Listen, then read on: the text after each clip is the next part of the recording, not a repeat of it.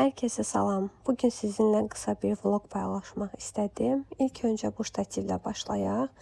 Bunu mən Azərbaycanlı bir youtuberin tövsiyəsi ilə Temudan sifariş etmişəm.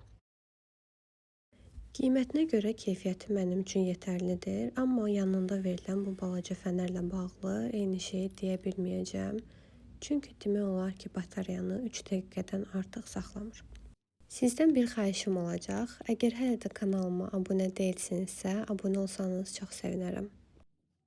Son vaxtlar demək olar ki, əlavə işlərə heç vaxtım qalmır.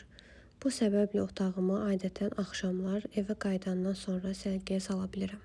Bunun əsas səbəbi isə son vaxtlarda həm şəxsi, həm də karyera həyatımda gözəl yeniliklərin olmasıdır. Hal-hazırda bütün diqqətimi daha çox o tərəfə yönəltmişəm. Videodan gördüyünüz kimi dırnaqlarıma qidalandırıcı laktan tətbiq edirəm. Çünki mən yayda 2-3 ay şalaktan istifadə etmişdim. Bu da dırnaqlarımın daha həssas olmasına səbəb olmuşdu. Ona görə uzun bir müddət artıq şallak istifadə etməməyi planlaşdırıram. Duşdan sonra saçlarımı burmaq qərarına gəldim. Açığı mən saçlarımı dalğalı halı ilə daha çox sevirəm. Bəlkə də öz saçlarım düz olduğu üçün dalğalı eləyəndə daha da xoş gəlir mənə.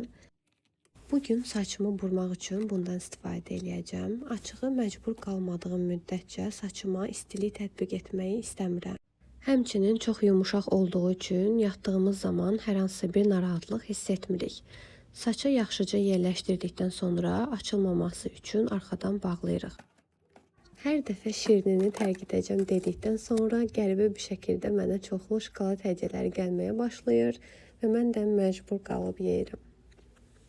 Bugün Kinsu'nun ikinci kitabına başlayacağım. Daha önce onun Həyatı Səssizə Alma Vaxtı deyə bir kitabını oxumuştum Türk dilində.